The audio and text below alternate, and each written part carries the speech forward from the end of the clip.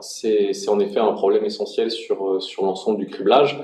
Il y a deux questions. Il y a une question sur la traduction, et on sait que la traduction, quand elle provient notamment de caractères non latins, concrètement, il existe plusieurs traductions possibles, plusieurs traductions en caractères latins.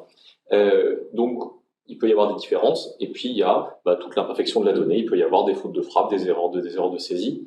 Et pour ça, le régulateur impose de toute façon d'avoir un concept de recherche floue, c'est-à-dire d'approximation statistique.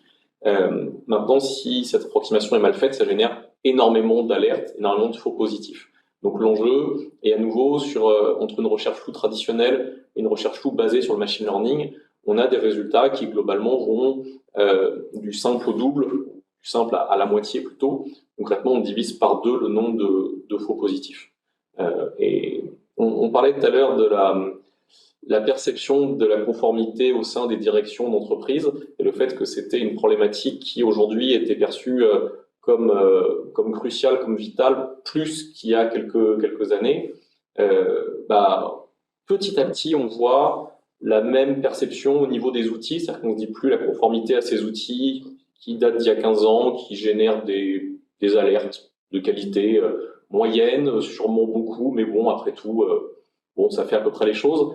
Aujourd'hui, il y a une vraie recherche de renouvellement, et on sait qu'aujourd'hui, avec des nouvelles technologies, on arrive assez vite à des statistiques qui sont, je divise par 2 le nombre d'alertes, mais sur les alertes qui restent, surtout, je divise par 2 le temps de traitement de l'alerte, parce que dans un bon outil de conformité, l'analyste va trouver toutes les informations dont il a besoin pour instruire sa piste d'audit. Ça veut dire qu'il ne va pas passer la moitié de son temps à aller interroger le CRM, l'outil de gestion de tiers, l'historique des virements. Il va avoir dans un seul écran toutes les données qui lui permettent de travailler. Donc il va faire ce pourquoi il est bon, c'est-à-dire de l'analyse risque, de l'analyse financière, pas de la collecte d'informations.